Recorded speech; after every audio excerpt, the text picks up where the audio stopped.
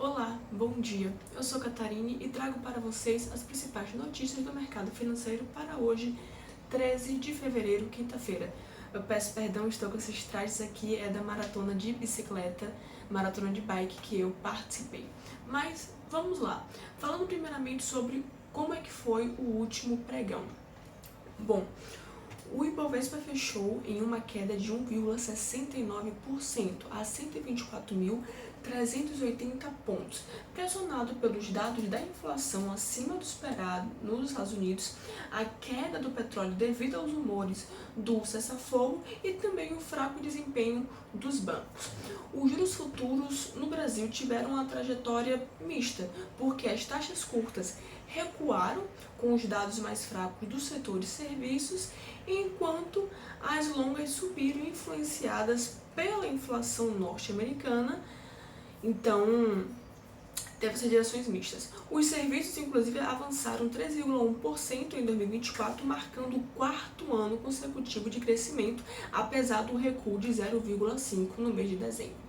Bom, o dólar encerrou praticamente estável a R$ 5,76, mesmo com a inflação dos Estados Unidos superando a expectativa e os ajustes nas apostas do corte de juros pelo Fed. As moedas europeias, especialmente do leste, ganharam força com os rumores sobre o fim da guerra na Ucrânia. Já falando um pouco sobre o cenário político, Lula afirmou que o Gabriel Galípolo, o presidente do Banco Central, consertará a taxa de juros, enquanto já o chefe do Banco Central, o Galípolo, reforçou a cautela com os dados. Nos Estados Unidos, o CPI subiu 0,5% em janeiro, acumulando 3% em 12 meses. Isso foi acima do esperado. O Jerome Powell do Fed destacou que a inflação ainda não atingiu a meta e que os juros devem permanecer altos por mais tempo.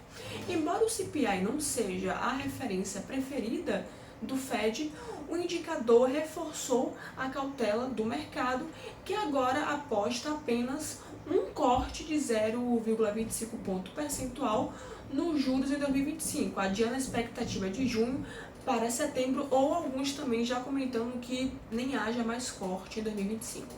Por fim, vamos finalizar aqui o pregão de ontem falando sobre o Ibovespa. O Carrefour liderou os ganhos após, ainda repercutindo a conversão em subsidiária integral e a saída da varejista da B3. A TIM subiu com o anúncio de recompra das ações e o Bradesco caiu após o rebaixamento pelo Goldman Sachs e acabou puxando todo o setor bancário para baixo. A Petrobras recuou com a queda do petróleo e a Vale acabou indo na contramão, porque caiu mesmo com a alta do minério de ferro. Falando efetivamente da agenda do dia. Hoje, no Brasil, os olhos do mercado vão se voltar para os dados de varejo, que vão poder talvez confirmar a desaceleração da economia após a queda inesperada nos serviços. Além disso, vale ressaltar que esse cenário internacional traz impactos muito interessantes, muito relevantes por causa do petróleo, porque com essas perspectivas do fim da guerra entre Rússia e Ucrânia, isso gera impacto no petróleo e afeta diretamente a Bolsa Brasileira. O presidente Donald Trump afirmou em sua rede social que teve uma ligação altamente produtiva com o Vladimir Putin, o presidente da Rússia, e que isso pode influenciar nas negociações globais. Falando então de Estados Unidos, após o CPI, após a divulgação do CPI ontem, hoje o foco está para o PPI. O mercado começa já a especular, como eu tinha falado anteriormente, que o Fed pode não realizar novos cortes de juros este ano, até porque isso foi reforçado pelas últimas falas do Jerome Powell, que aumentaram as apostas de que o Fed manterá os juros estáveis até o final de 2025. Outro ponto de atenção é o relatório da AIE, especialmente após a queda recente causada pelas negociações de paz. Além disso, os investidores também irão acompanhar os dados semanais de pedidos de auxílio-desemprego, ainda buscando esses sinais de estabilidade no mercado de trabalho, enquanto também aguardam o anúncio de reciprocidade tarifária prometido por Trump ainda para esta manhã.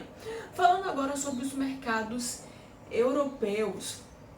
Na Europa, os mercados estão operando em alta, impulsionados justamente por esse otimismo com as negociações entre Estados Unidos e Rússia, justamente sugerindo esse possível fim para a guerra na Ucrânia. A libra esterlina, inclusive, ganhou muita força após o crescimento do Reino Unido surpreender positivamente. O PIB saiu agora há pouco e superou as expectativas. Porém, vale lembrar que justamente por esse PIB mais alto, isso gera um pouco mais de dúvida, alguma dificuldade sobre cortes de juros, já que a economia veio alta.